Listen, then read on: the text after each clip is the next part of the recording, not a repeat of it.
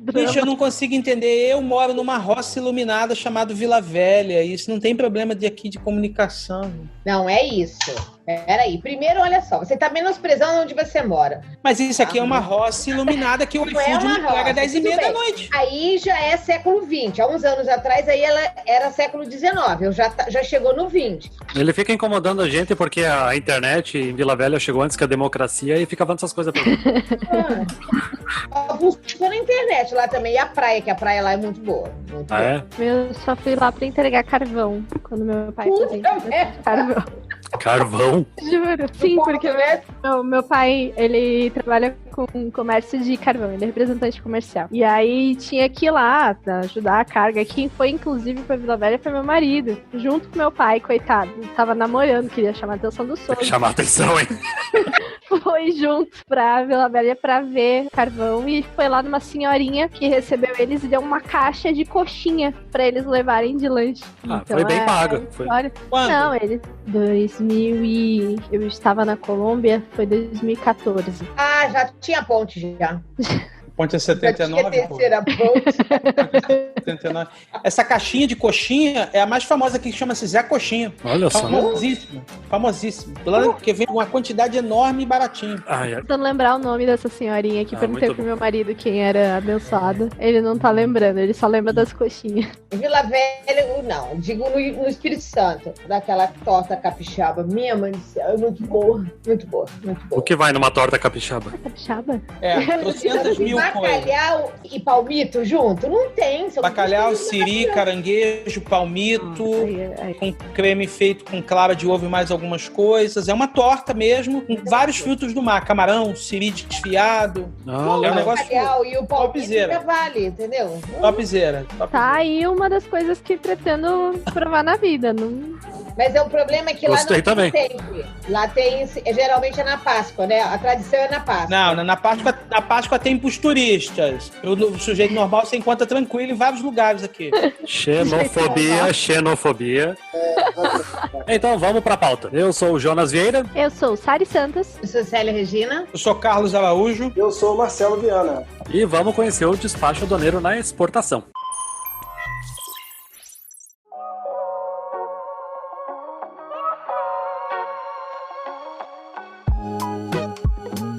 Saudações, movimentadores da balança comercial ao Invoicecast. Continuamos com a série Histórias e Reflexões do Comércio Exterior para falar dos despachantes aduaneiros na exportação. Sim, já falamos dos despachantes lá no episódio 4. Contudo, não demos a atenção merecida na exportação e para resolver esse problema, nós vamos conversar com os experts para explicar esse mundo e nos contar as boas histórias de sempre. Marcelo, quem é você na fila do embarque, cara? Eu sou o Marcelo Viana, eu trabalho com despacho aduaneiro há quase 20 anos. Sou formado em administração de empresas com especialização em comércio exterior e tenho uma empresa de despacho aduaneiro desde 2003, atuando aí nesse cenário não tão normal. Excelente. Célia, se apresenta, por favor. Eu sou Célia Regina, sou despachante aduaneiro e no momento estou exercendo a presidência do Sindicato dos Despachantes Aduaneiros do Estado do Rio de Janeiro. Sou formada em jornalismo, mas acabei fazendo pós-graduação em comércio exterior. Estou há 34 anos na área.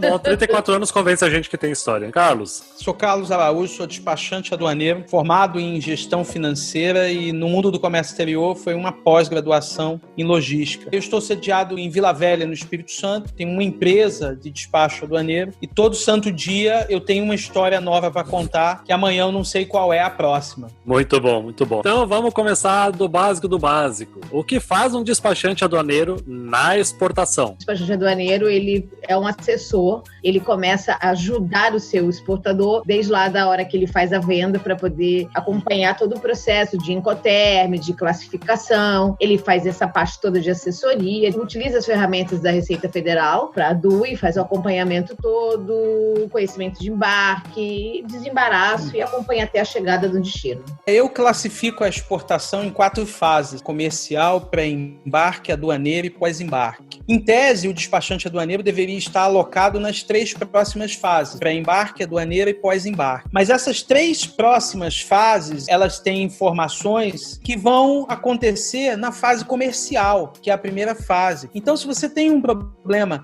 ou de descrição, ou de destino, ou de rota, ou de obrigação, que também existe obrigação administrativa na exportação, é lá atrás, é lá nessa fase comercial que ele precisa ser inserido. Então, quando você vai ler o regulamento aduaneiro e as normas que disciplinam ali o que um despachante faz, do ponto de vista aduaneiro e legal, está descrito lá que ele vai subscrever, apresentar e acompanhar todas as questões aduaneiras. Mas isso é muito pequeno, porque essa é uma fase que cada vez mais é simplificada. Isso não tira a importância do despachante aduaneiro. Ele precisa ser consultado desde o primeiro momento em que a coisa acontece. O que o despachante oferece de mais importante é o conselho. Posso ou não posso fazer isso ou aquilo? Em que situação que eu posso fazer? Se o exportador se negar esse direito de receber um conselho tão relevante, a dor lá na frente vai ser muito grande. A questão é que você tenha e faça circular a informação. Então, sem informações precisas, sem informações relevantes, a probabilidade de dar algo errado é muito grande. Dentro dessa fase comercial, a informação ela tem que circular. Então, é uma relação de confiança entre o embarcador e o prestador de serviço, que no caso é o despachante aduaneiro. É importantíssimo isso.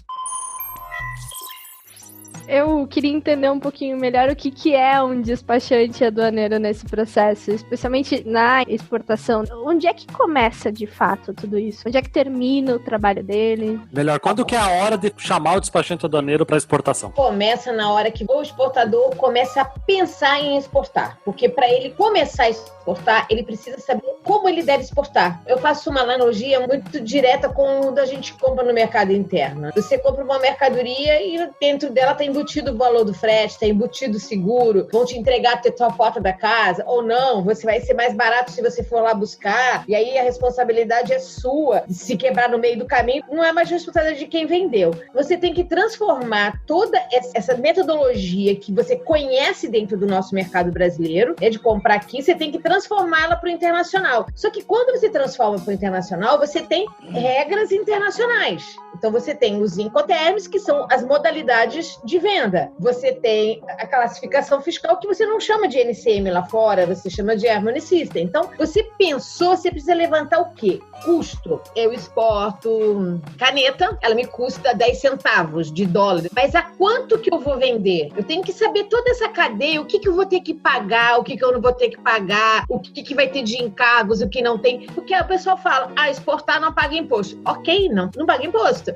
O fabricante tem esse benefício de não pagar o ICMS. Só que ele tem transporte, ele tem um terminal de carga, ele tem frete internacional. Então, assim, quem é que vai pagar esse frete internacional? Quem vai pagar esse frete rodoviário? Então, você volta lá, como eu disse no início, sobre a questão da compra local, é por aí. Eu estou comprando um sofá numa loja ali, o cara fala, é R$1.000, eu te entrego dentro da tua sala. O que acontecer até a minha sala é responsabilidade dele, ele vai ter que dar o jeito dele, me dar um novo, se for roubado, caiu, seja o que for. Aí ele fala, não, olha, você quer levar esse sofá no seu caminhãozinho? É R$800. Então, assim, você tem essa diferença de preço. Agora, você está pensando em exportar, você vai ter que fazer o seu custo. Então, o despachante entra aí nessa hora. Você tem as outras peculiaridades de cada mercadoria, que cada um vai ter os seus órgãos anuentes aí para poder ajudar a precisar mais do despachante aduaneiro. Uma parte, então, é no planejamento, é levantar todos os custos, e aí tem também essa parte dos órgãos anuentes. No Brasil, o despachante aduaneiro não é obrigatório. Pode parecer um absurdo, eu acho isso ótimo. Porque você trabalha, você é requisitado a partir do valor que você entrega. O exportador pode levantar da cadeira e cotar 1, 2, 3 transportes, saber qual a rota de navio, como faz, o que faz? Pode. Mas qual é o expertise dele? O expertise dele é vender. Alguém tem que juntar todas essas peças e essas etapas. Quem vai ajudar a fazer isso? Pode ser alguém dentro de casa, que muitas vezes está preocupado em continuar o processo de venda, financeiro,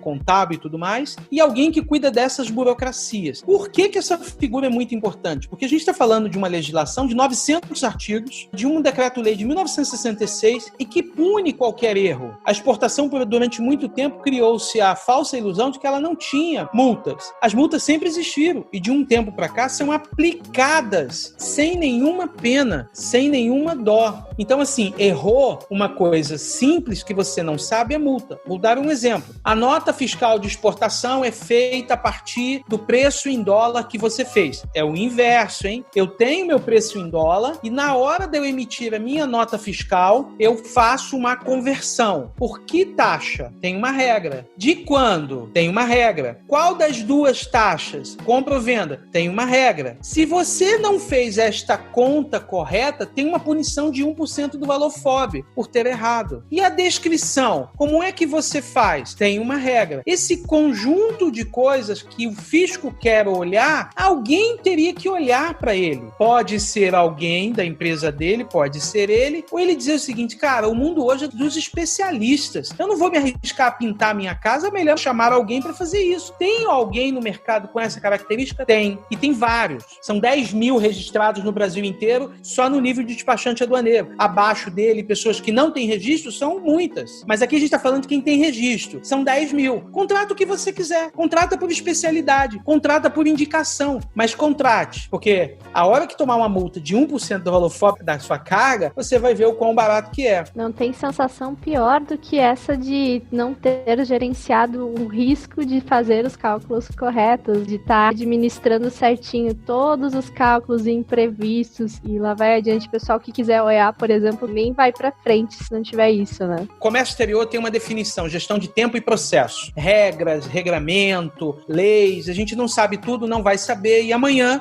eu preciso de uma coisa, eu ligo para fulano, ciclano, beltrano, e ele me diz, começa por aqui, eu já peguei o caminho. Gestão de tempo e processo. O exportador pode fazer isso? Pode. Faz com eficiência e eficácia, os dois juntos? Não sei. O expertise dele é vender. Então deixa isso pro outro.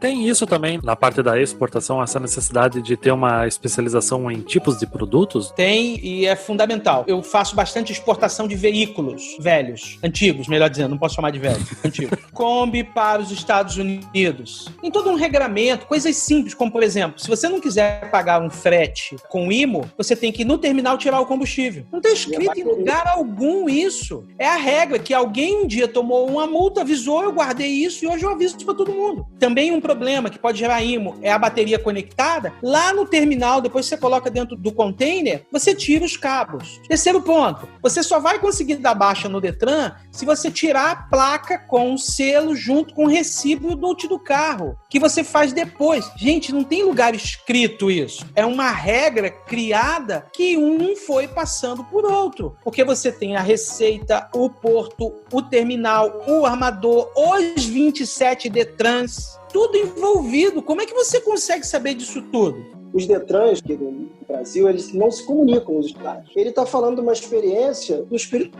Santo. Eu faço exportações de Kombi aqui também, e pela regra, eu tenho que mandar com a placa. É uma coisa louca. Eu não tiro a placa. Eu posso mandar com a placa, e eu faço a baixa com a unha verbada. Porque alguém começou fazendo assim. Um conselho também, já que nós somos os grandes conselheiros, é que, dependendo do estado, você contrate uma pessoa que realmente tenha o conhecimento da regra do negócio. Eu já tive essa experiência que não tem padronização na parte do comércio exterior, porque muito tempo atrás fui registrar uma vez uma declaração de importação lá em Recife, e o cara falou assim, essa tua complementares está muito grande, tem que ser meia página no máximo. O pessoal aqui não gosta de complementares grandes, senão eles já vão começar a reclamar da tua importação, não sei o quê. E, cara, aqui em Itajaí, dificilmente, assim, não vai dar menos que 2 páginas de complementares. Não tem padronização mesmo, é muito louco. Aí, detalhe, eu passei por uma situação uma vez dessa, que carga retida no porto. E de repente chega lá a polícia da alfândega, como a gente chama, cheia de cachorros. Passou os cachorros, vaziou o pneu. A pergunta dos caras, como é que alguém paga 50 mil reais numa Kombi? Eu falei, também não tem nem ideia, companheiro. Também não tem nem ideia. Então é suspeita de quê?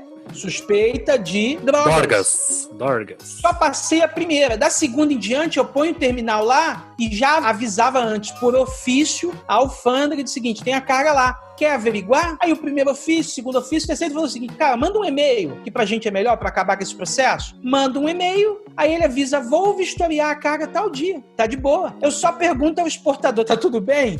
Por quê? Porque vão passar os cachorros lá. A carga é tua. Mas por que eles vão passar os cachorros? Pois é, cara. É poder de polícia. O despachante não quer tirar foto junto com o cachorro da Polícia Federal, né, cara? Eu nem lá apareço.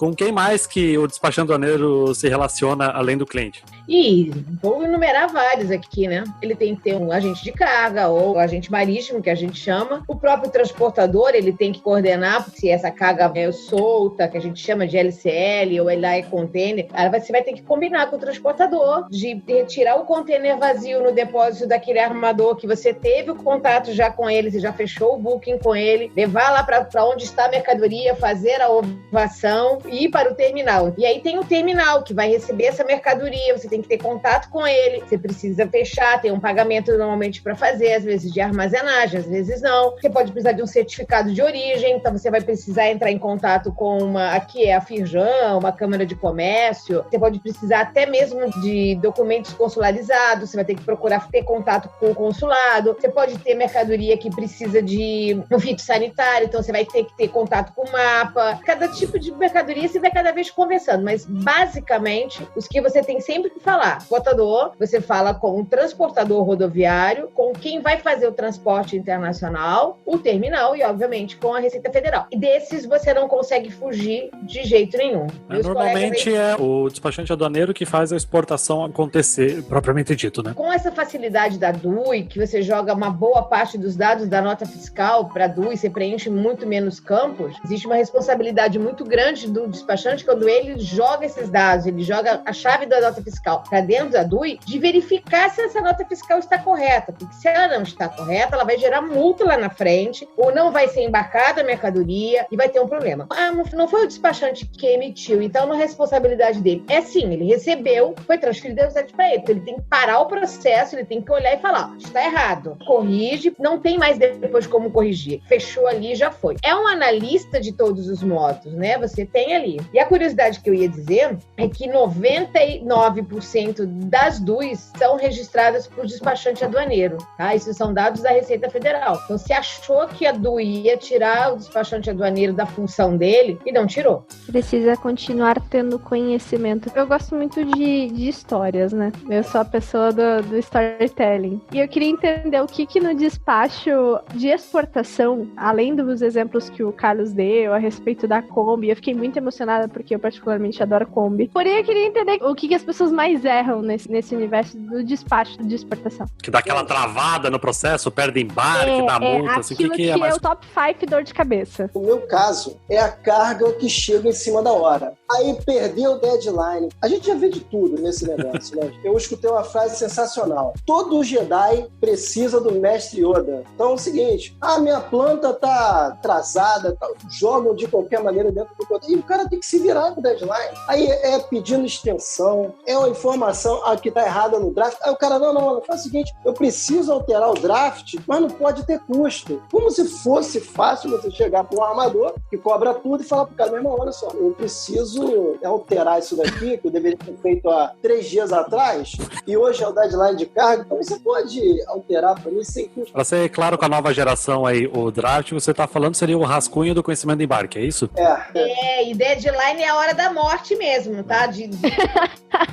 Porque a tradução no pé da letra é a hora da morte. Passou 1 minuto, já era. Perdeu a sua possibilidade de sua carga não entrar no navio, é grande. Né? Tá, mas quem que atrasa? É o próprio exportador mesmo ou tem mais alguém envolvido nessa história? Quem atrasa, cai a culpa em cima de quem tá fazendo o processo. É o despachante ocupado, né? Convenhamos, né? A gente tá falando de gestão de tempo e processo. Esses dois começam com o exportador. Eu tô com um caso aqui, nesse momento, enquanto estamos falando desse conteúdo, de uma carga que está a 50 quilômetros daqui sendo estufada, uma carga refrigerada, cujo deadline é amanhã no Rio de Janeiro, ao meio-dia. E eu sequer tenho a nota fiscal. E é gengibre, um produto que tem controle de temperatura, ventilação e umidade. E eu sequer tenho a nota fiscal. Eu ainda não fiz a declaração de exportação. E amanhã essa carga vai entrar, eu não sei se tem programação, eu não sei se tem nada. Por quê? Porque o cara está estufando um dia antes de colocar no porto. E por quê? Por causa de R$380, que é uma diária de tomada no Porto do Rio de Janeiro. Não faz sentido uma carga carga de 44 mil dólares, 50 mil dólares, que custa 300 mil reais, ele errar num processo por conta de 300, 400, 500 reais. E aí ele joga a bomba para você e considera que vai ter um canal verde de liberação imediata, que não vai ter nada. Porque se ele perde isso, são 7 dias que a carga vai ficar até o próximo navio. Vai ter multa por não ter embarcado, vai ter o que a gente chama de detention, que é o atraso do embarque do container, porque não foi embarcado, que brinca aí 100 dólares, 150 dólares por dia, e ainda vai ter 350, 400 reais de tomada por dia, vezes 7, vezes 10. Não faz sentido isso. E tudo gestão de tempo e processo. Quando ele vai conversar, ele quer explicar um monte de coisas para você, fala, cara, a decisão é sua, a grana é sua. Parece uns vídeos que a gente vê no YouTube, do cara descendo um desfiladeiro de bicicleta e do lado é a morte, do outro lado é a morte e à frente é a morte. Para qualquer lugar que ele for, ele vai morrer. Não adianta botar culpa no processo, não adianta botar culpa na burocracia, na legislação, no órgão federal. É gestão de tempo e processo. E é só dele isso. E aí eu completo. Vocês querem apostar como o Carlos vai dar o jeito dele amanhã e vai colocar essa carga no navio? Porque é isso que acontece. Cai na gente, a gente não tem como resolver, entre aspas, não estamos vendendo nada aqui não. Cai mesmo, aí você começa, liga para um, liga para o outro, chora, mata a mãe, mata o avô, diz que aconteceu uma catástrofe no meio do caminho e tudo que vocês possam imaginar. O cara que tá escutando já sabe que você tá inventando mesmo, mas ele já também é assim, ele vai precisar de você uma hora e você acaba colocando. E o cara economiza os 380 reais, entendeu? Então, assim, é uma adrenalina muito grande e vale ressaltar que ficou mais apertada quando entrou a declaração única de exportação, porque antes a nota fiscal era a última coisa que a gente pegava. A gente fazia todo o processo e por último a gente recebia a nota fiscal e concluía. Agora não, essa parte burocrática junto à Receita Federal dentro do sistema, ela começa com a nota fiscal. A gente não tem como adiantar absolutamente nada. Então, assim, eles emitem a nota fiscal na hora que o caminhão vai sair, tá colocando a carga, né? Ovando, que é colocar dentro do container a carga, e aí tá lá o setor fiscal emitindo a nota naquele momento. Isso quando ela no meio do caminho não é trocada porque emitiram errado. Cancelada e ainda emitida errada. E não te avisam, o despachante que ele vai receber eletronicamente, não avisa, e assim vai. Entendeu? Aí a gente desenvolveu uma técnica aqui de que cada nota que chega entra no portal para saber se está consultado ou não. Mas tem uma coisa aqui que eu vou falar bem dura. Abre o coração.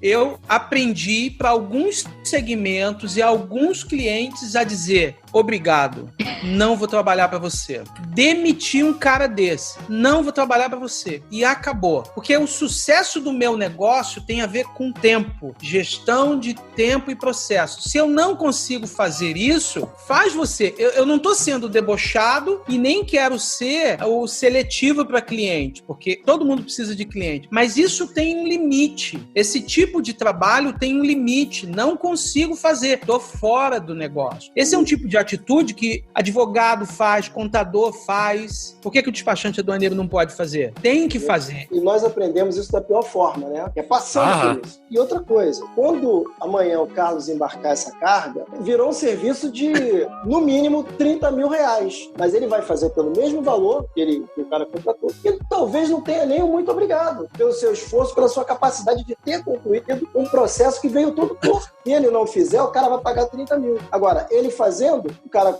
paga os honorários combinados anteriormente e cria uma jurisprudência. Você fez dessa vez, então vai virar, da outra vez tem que fazer.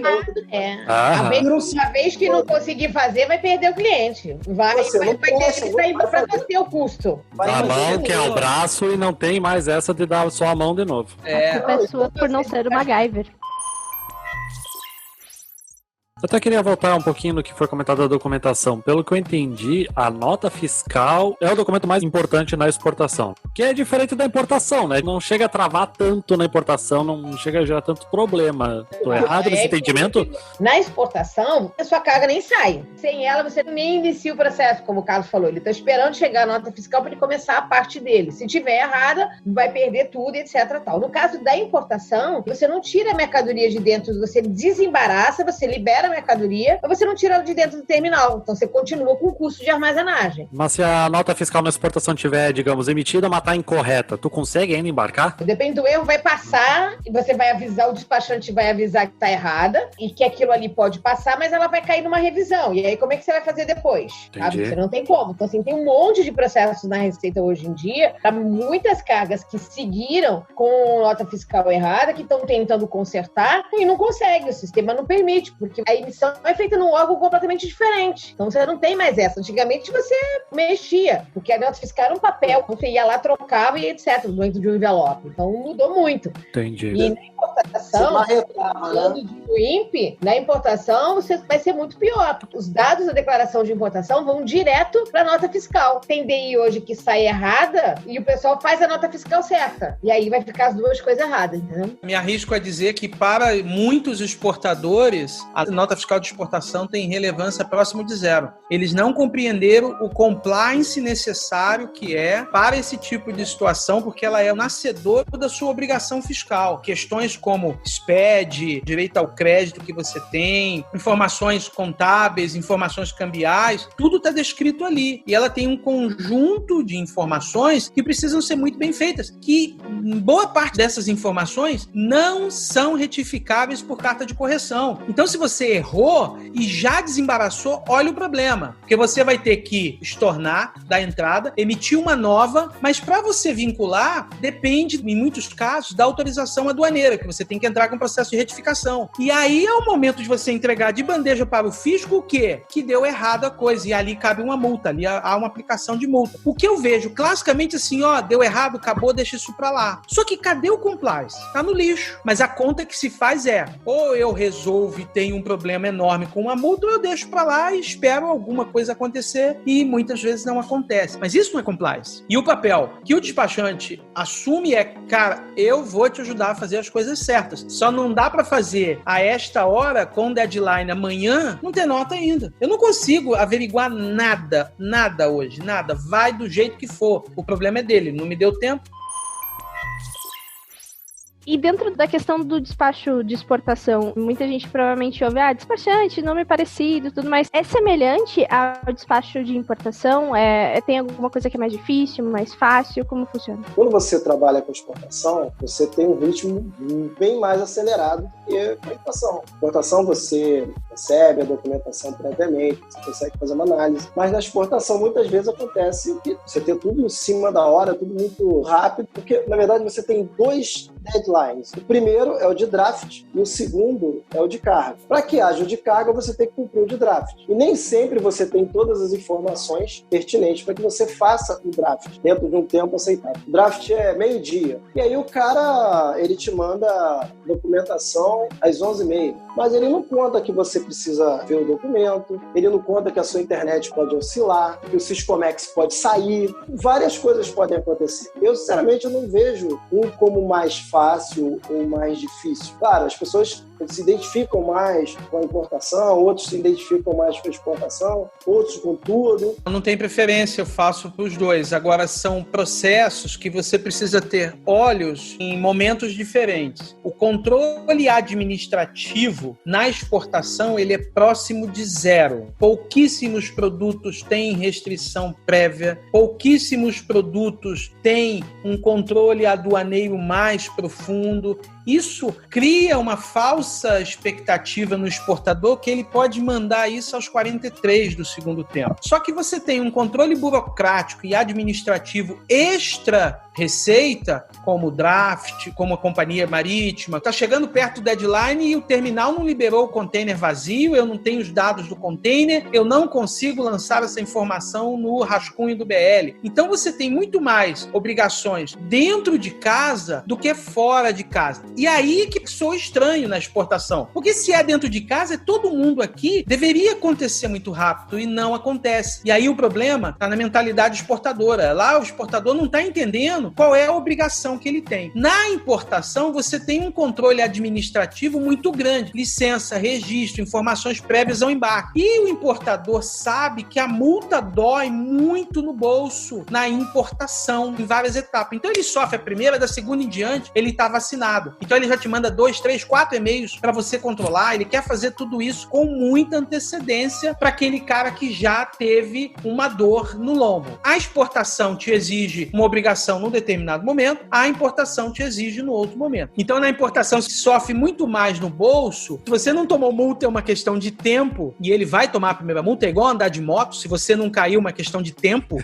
Quando ele toma a primeira multa, ele consegue perceber, caramba, eu preciso desse cara aqui do lado. A exportação são muitos e muitos canais liberados em cima da hora, sem nenhuma restrição. Ele fala, eu não preciso desse cara, deixa isso pra lá, até entrar numa revisão aduaneira. Eu trabalhei já em trade compras que tinha tanto um setor de importação e de exportação. Eu tava lá na importação, né? E eu vi que o tipo de estresse que cada setor demonstra de uma forma diferente. Por exemplo, quando a importação tá pra dar alguma coisa errada, o importador, o despachante aduaneiro, ele já começa assim, cara, isso vai dar merda, isso vai dar merda, isso vai dar errado. Aí o cara já começa a ficar gripado, ele já começa a ter dor de cabeça, ele começa a ter azia, e ele tá sempre sofrendo, ele tá quieto e sofrendo. Enquanto eu vi o pessoal da exportação, o contrário. Eles estavam tudo explodindo. Caramba, não vai chegar a tempo esse container, desgraça, aprova esse draft. Os caras estão sempre explodindo, porque é realmente como foi dito, o tempo é muito curto na exportação para você fazer todas as obrigações. Vamos, analisa logo esse documento, senão a gente vai levar outra multa, vai atrasar não sei o quê. Bom, era isso que eu testemunhei. Eu não sei se eram pessoas realmente explosivas, mas eu tive muito essa impressão, sabe? É isso mesmo, tem um psicológico aí bem diferenciado. E dando uma aliviada aí no exportador, concordo com o Carlos que ele pode fazer um processo mais bem equacionado com o tempo. Mas também o armador nos dá um tempo muito curto para pegar o container. Você não tem como pegar um container com 15 dias antes do navio chegar. E aí você fica espremido. Eles liberam, às vezes, 7 dias antes do navio chegar para você retirar o container. Você vai gastar um dia para retirar esse container. Você não chega lá e tira na hora. Entra numa fila, tem agendamentos, retira esse container. Às vezes nem vai direto para a fábrica, aonde ele está. Então você vai vivendo 7 dias que a semana só tem 5. Você só trabalha com 5, você não trabalha com 7, né? Se você não tiver feriado. Então qualquer meia hora ou qualquer 5 minutos que você perca, isso faz um diferencial muito grande. E aí quando o cara ainda quer apertar mais ainda, ele quer usar até o limite, e você fica no desespero. Já na importação, realmente você já está vendo lá na frente, porque você recebe a documentação, como o Marcelo falou. Mesmo no aéreo, você recebe pelo menos com 24 horas de antecedência. Aí você pega, vamos botar um aéreo aí que não dá muito tempo. Você recebeu 24 horas antes. O avião já era. Ele te mandou o documento, já tá lá com a companhia aérea. Então você fala, vai dar merda. Reza, acende a vela, bota logo uma sete de 7 dias pra durar a semana inteira, né? Porque se der vermelho, vai ter que acender mais vela. Bota lá, porque vai dar merda. Vai dar merda. E você fica na reza vai de dar ninguém. Merda, vai dar merda. Acertar. E na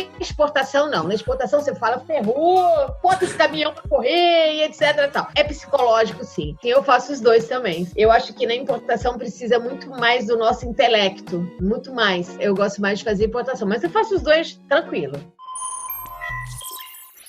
Tem muita diferença exportar via marítima e via aérea e via rodoviária, assim, bastante, em questão dos procedimentos? Sim, bastante. No aéreo ele é mais simplificado, dependendo de onde para onde vai essa carga. Se você perder o deadline de hoje, você tem o voo amanhã, então ele passa para o próximo voo, você não perde uma semana, né? Você tem um custo menor, mas ele é mais rápido ainda. Ele não tem uma espera. Aí você chega com a carga, seu deadline já é no mesmo dia, bem diferenciado, de hora. O avião vai sair às 10 horas da noite, seu deadline é meio-dia. E a carga chega pra você 11 horas da manhã. Pois é, mas o meu maior problema é assim, os caras lá na fábrica embalam, chamam o motorista e tchau. Eu não sei de nada. Aí chega o motorista e fala assim, quem é o cara? Aí descobre meu telefone. Aqui, velho, eu tô no aeroporto.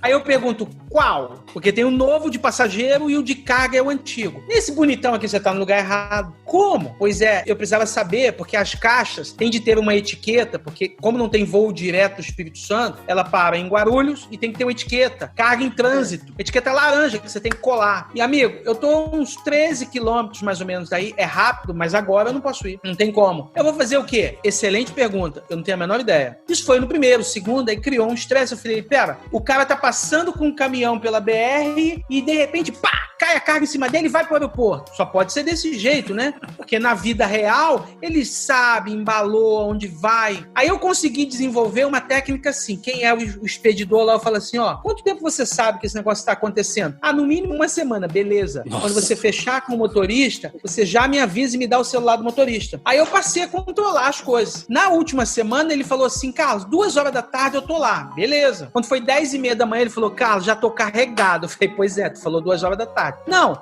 eu vou almoçar, te encontro 2 horas lá. São coisas tranquilas. E o deadline só era no outro dia. Aí a gente volta à primeira afirmação, gestão de tempo e processo. Só que no navio, você perde um navio aqui e só tem daqui uma semana. Nesse caso, tem voo todo dia. Então, perdi o de hoje, seta para amanhã, setup para depois da manhã. Mas a culpa tá onde, cara? Eu não consigo entender como a expedição de uma empresa não sabe disso com, no mínimo, uma semana de antecedência. Eles não fazem um investimento em embalagens e em processos para fazer específico. A empresa que está fazendo a exportação, ela tem que estudar o tamanho de caixa que ela vai colocar para ela fazer um aproveitamento do container todo. Tem que aproveitar para não pagar cubagem no aéreo. Eu tenho um caso do aéreo que tinha que mandar as garrafas para o fabricante do equipamento que ia envasar as garrafas. Então você manda o tipo da sua garrafa para entrar, para ajeitar lá o equipamento. Gente, chegou de um jeito que se a gente colocasse dentro do avião ia chegar só caco de vidro. Não tinha cinta, aquela cinta de ferro que você passa em volta do pallet e você amarra. Já chegou lá no aeroporto assim, torta, sabe, de lado. Derretido. E aí, o que você faz? O cara foi um caminhoneiro, ele chegou, entregou, minha filha, a carga tá aí,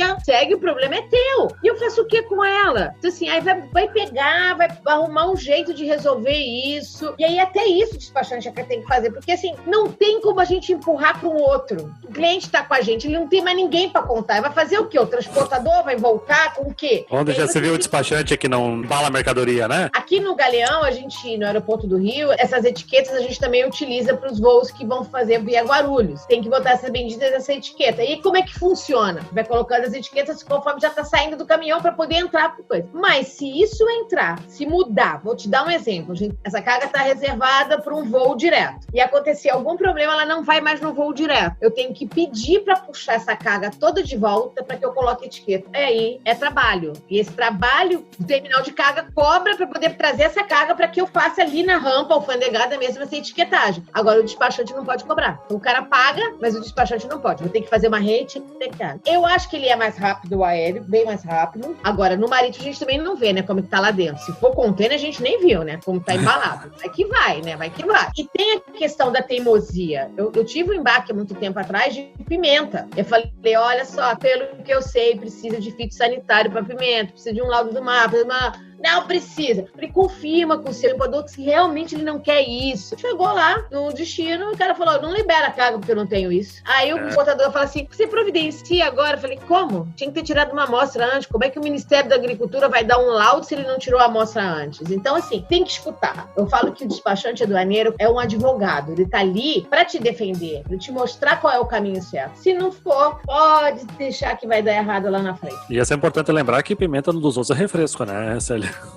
Mas nessa, meu, foi comigo, né? Que eu fiquei escutando o cara que ele perdeu. Aí o cara queria devolver a pimenta. Eu falei, meu filho, eu acho melhor você perder o dinheiro e não deixar devolver. Por quê? Porque você vai pagar o frete pra devolver, entendeu? Eu vou ter que fazer um processo, você vai gastar muito mais do que você só deixar. Manda ele jogar fora essa porcaria lá.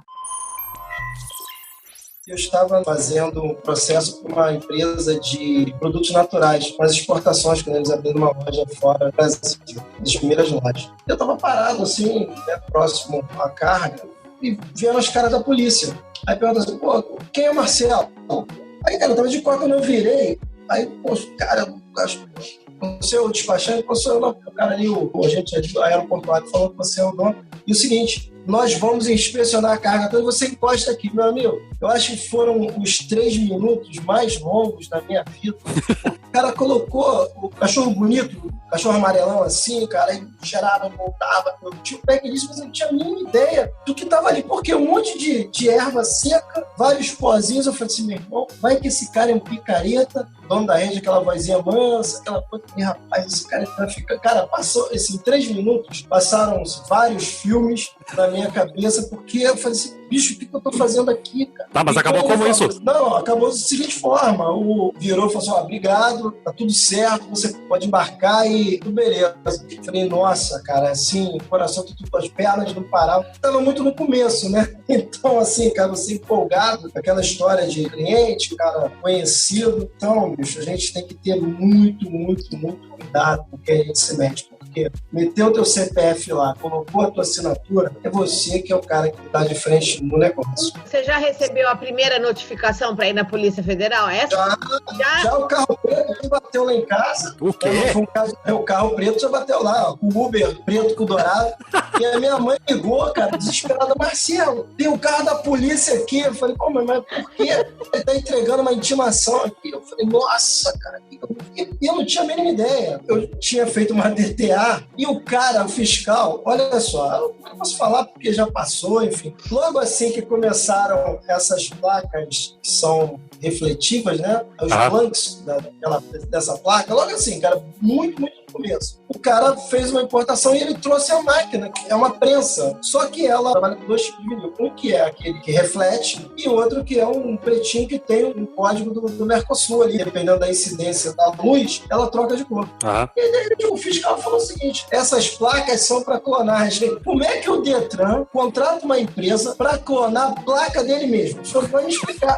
Lá em Viracopos, cara, eu fui 15 vezes a Viracopos com o meu dinheiro, pagando praticamente todos os dias eu ia, botava lá a grana, eu gastei mais grana de passagem pra lá. E o cara falou, não, isso é fraude. E, cara, foi pra frente, o inspetor dizendo que não, todo mundo dizendo que não, mas se o fiscal tem uma convicção, ele tem uma independência muito grande. Ele levou o negócio até o fim, colocou a carga em perdimento, aí abriu um processo administrativo. A carga do Detran foi pra perdimento? Foi pra perdimento. Na verdade, o Detran contratou uma empresa, que é a empresa que fornece as placas pra eles, cara. Então, só que era uma coisa muito nova. E quando a carga chegou, eu havia falado pro cara o seguinte, olha, eu não lembro bem, cara, o detalhe que levou a essa suspeita, mas eu falei o seguinte, cara, acho melhor você devolver. E chegou no carnaval. Eu falei assim, olha, é um negócio que não tá legal aqui, essa documentação não, cara, não.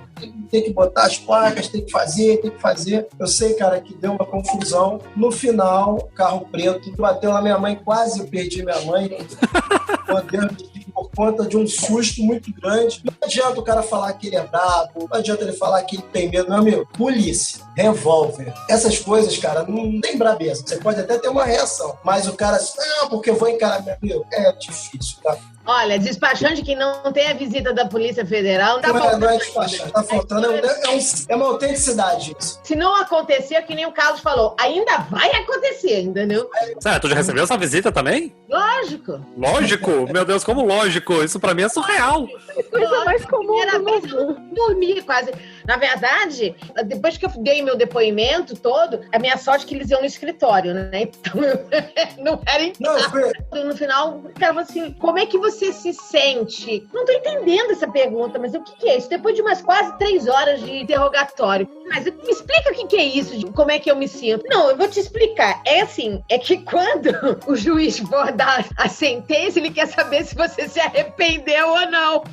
Como eu me arrependi? Eu não fiz nada! Eu tava tão bem sem advogado, contando com a maior natureza do mundo tudo que tinha acontecido, porque eu não tinha feito nada. Era uma exportação de cigarro. Isso rendeu, gente. Rendeu muita coisa. Rendeu pra mim, rendeu pro fiscal. E aí depois me tiraram do processo, continuou o fiscal e eu ainda era testemunha dele, porque não tinha nada de errado. Mas essa foi a primeira. Depois teve outras. O caminhão tomba, acontece alguma coisa. É só o caminhão ter um acidente. Você vai receber uma notificação. Ô, Carlos, e tu nunca recebeu essa visita, não? 1 mês e meio antes do meu filho nascer, mas eu já estava bem carimbado no negócio, no Espírito Santo, simplesmente o escrivão falou assim, você tem que vir aqui e acabou. Eu falei, senhor, com todo respeito à sua pessoa, tem uma superintendência aqui bem próximo da minha casa e eu não irei a Polícia Federal no Rio de Janeiro? Pode. Eu tem coragem.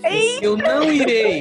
Se o senhor quiser, manda uma carta precatória, que eu deponho aqui. Não, mas o senhor tem que vir. Faltam poucos dias pro meu filho nascer. Declaração do médico, eu arrumo uns 5. Eu não irei gastar dinheiro para ir ao Rio de Janeiro com uma coisa que eu nem sei o que é. Porque nem me dizer do que é, eu só disse. Então, tá bom. Aí acabou, não fui, e dane-se. 7 meses depois eu recebo uma carta precatória. Eu fui aqui, aí você passa de ponta a ponta, né? 1, 2, 3, 4. E todo mundo acha que chega lá e fala, cara, eu não devo nada, eu vou começar a contar. Não. O delegado já fala o seguinte, aqui, o senhor vai responder sim ou não, e quando eu achar que você tem que detalhar, eu te pergunto, eu digo que você detalha. Uma das perguntas que eu não esqueço, você tem conta no exterior? Eu falei, não. Nem PayPal? Eu falei, o PayPal já não é mais no exterior, que já tem CPF aqui. Ah, é mesmo? Não sabia. PayPal não sabia. Aí começou uma conversa completamente desvairada pelo negócio, sabe? Aí no fim, você passa por uma última sessão e ele vai perguntando algumas coisas. Você tem apelido? Não. Sua mãe não te chama de nada? Você não tem uma alcunha? Nada. Aí eu perguntei por quê? Não, porque se o promotor te indiciar, eles querem saber toda a forma. Eu falei, não tem apelido, não. 2 vezes aconteceu assim. Mas, cara, é que eles não conseguem entender qual é a sua função. Seu nome tá lá no papel, aparece de cara, esse é o cara que tem que chamar. Eu recebi uma chamada que vocês ainda não receberam. É o caso que teve aqui, uma investigação de cocaína na Europa, e aí um dos despachantes me convocou como testemunha. Caráter dele, essas coisas todas. E aí, gente, é uma sensação horrorosa. Eu voltei pra casa, não tenho vergonha de dizer, fiquei passando mal, porque a cena que você vê eles com aquela roupa, cabelo e tal, e com a mão pra trás, né, os caras armados, pra eles entrarem na sala. E eu conhecia. Tem uns 2 que estavam ali, eu conhecia. Então, foi uma coisa, assim, desesperadora. Eles levaram 100 e poucos anos, mas eu acabei não sendo escutada, porque o fiscal que foi chamado também, ele explicou como era o processo, de que realmente o despachante, ele não faz a ovação do container, né? A gente corre realmente esse risco de você estar fazendo uma exportação, o container chega lacrado, as caixas estão fechadas, não só no porto como no aeroporto, e pode ter alguma coisa ali dentro, e você não está sabendo. Então essa daí foi complicado. São casos realmente bem complexos, porque é uma relação de confiança que nós temos que ter com o exportador ou com o importador. Porque tudo vai ao nosso CPF. Você confia plenamente de que o cara é gente boa. E você vai saber que ele é picareta na página 2. Então, da mesma forma que você também tive um problema sério ex-funcionário que me deu um prejuízo de mais de 100 mil, fechando cargas, essas coisas, eu tive que pagar muita coisa. Eu já tive problema de pagar detention por conta de ir pro terminal e de repente o exportador sumiu e foi retirado no nome da minha empresa, não faço mais isso, então eu tive que pagar 35 mil reais. Muitas coisas a pólice de seguro de responsabilidade civil, às vezes, não prevê determinadas coisas, porque é tanta loucura que acontece, nem sempre você está preparado para tudo. Então, você tem que ter muito feeling. Hoje nós temos vários métodos para procurar saber da reputação da pessoa e tudo. Tem muita experiência, né? Infelizmente ainda precisa da experiência para aprender a se precaver, né? Não tem como prever tudo. E você só aprende, é um MBA mais caro, você paga com o teu sangue, não sai muito disso não. O despachante aduaneiro é exatamente um autônomo. Ele é um profissional autônomo. Vai tudo nas costas dele, todas as responsabilidades. Não adianta você achar que você está como funcionário de uma comissária e que ela que vai responder, que o dono da comissária que vai responder sobre aquela importação ou sobre aquela exportação lá na federal. Não, senhor. O representante legal que está no Siscomex, que está na procuração, é o despachante. O dono da comissária não vai acontecer absolutamente nada, ele não vai para trás das grades. Se é o teu CPF que tá na DI, que tá na DUI, não nas complementares, mas é que até quem tá na complementar eles chamam também. Mas o responsável é aquele que não adianta, que muitos falam, eu sei de casa, todo mundo sabe, mas não fui eu que fiz, a senha estava com fulano. A senha não pode passar para outra, a senha é pessoal e intransferível. E aí é bom pensar nisso quando você resolver ser um despachante, que eu digo que é muito melhor você ficar como um ajudante, porque um despachante, ele precisa muito de um bom ajudante, para que ele não tenha que levantar da cadeira para resolver as coisas, né? Que o seu ajudante resolva tudo e ele vai angariar novos clientes, ele vai buscar novos horizontes, ele vai estudar a legislação para fornecer novas saídas para os seus clientes, né? Então, eu digo muito isso. Eu vou contar o dia que eu estava no aeroporto, postado numa caixa, e eu fazendo o trabalho dali de cima, batucava e tudo, esperando o fiscal, e sentava na caixa. Não existia smartphone ainda, né? Não, e ali não, eu tava com o smartphone, eu debruçava e esperava, enfim. Na caixa, cara, aí encosta o rabecão. Aqui no Rio, o rabecão é o carro funerário. Eita. Eu estava em cima do caixão do cara, trabalhei boa parte da manhã em cima Tava do pagodando no caixão? No caixão do cara, mole. Não, tava tocando rock, a marcação de bateria e tal. E eu não sabia depois, cara, que eu fui ver era um esquife. Eu falei, meu Deus. Aí eu falei, meu amigo, me perdoa, rezei, Pai Nosso. Eu falei, cara, você me perdoa, que Deus te bote num bom lugar, mas não me persiga e tal, meu amigo, você me desculpa. E, cara, quero que você tenha muita luz no seu caminho e tal. Eu tava no caixão, cara. Só essas coisas. Esse é o nosso dia a dia. Tu meio que fez um outro tipo de despacho, né, Marcelo? Quase um despacho espiritual, né, cara? Isso. E eu cheguei impressionado. Nesse dia eu quase não dormi, cara. Peguei o nome do cara, mandei rezar a missa pra ele, tudo. Rezei a missa pro cara, eu fiquei... Cara, gerenciamento de risco, né? Quem era o cara? Quem era o defunto? Era o cara que morreu, ele ia casar, eu acho que foi na lua de mel e tomou Viagra. O cara não! O cara não. Mentira! Mentira! Esse caso foi bem divulgado. Ele não passou vergonha bastante, teve que aguentar você ainda batucando. Tipo. Também. Tocando. Desse tipo. Muito obrigada. Foram histórias sensacionais, ao nível que nós não esperávamos e com várias e várias coisas que ficarão para uma próxima ocasião. Muito obrigada, Célia, Marcelo, Carlos. Foi sensacional. E pessoal que está nos ouvindo, curtiu o episódio? Chegou até aqui. Bom sinal. Espero que você não tenha se impressionado tanto quanto a gente com tantas histórias. Mas lembra de dar aquele like aqui no podcast. Deixe seu comentário nas redes sociais. Conta pra gente o que você achou, se você tem histórias talvez um pouquinho diferentes do que essas, compartilha com a gente. E lembrando que eu tenho um grupo no Telegram, lá a gente conta histórias assim pra mais e pra papear sobre comércio exterior em geral, lá é o lugar ideal. Se você quiser acessar, é só procurar o link na bio, nas redes sociais, ou pede pra gente que a gente manda sem problema algum. É isso aí, né, Jonas? Isso aí, trabalhos encerrados e até a próxima. Tchau. Tchau, gente. Muito obrigado. Feito, gente. Esse podcast foi um oferecimento das empresas TTL Brasil, Você Global e Taglog Armazéns Gerais, movimentando o seu mundo. Além dos exemplos que o Carlos deu a respeito da Kombi, eu fiquei muito emocionada porque eu particularmente adoro Kombi. Além dos exemplos, é sério. O Carlos fez uma cara aqui de absurdo. Eu sou aquela hippie que poderia vender miçanga facilmente dentro de uma Kombi, não me importaria com isso. Porém, acho sensacional. Eu tive cachorro vistoriando Nossa Senhora de Fátima, você acredita? Imagem? Não. As plantas lá, tudo ali, e o cachorro cheirando junto. Era uma cena também triste, viu? Eu tô assistindo CSI em modo despachante. Eu não sabia que tinha especial CSI Despacho Aduaneiro. E até um próximo episódio, porque esse tem parte 2. Esse tem Season 2, na verdade. É a segunda temporada, não é nem parte 2 depois de tudo isso.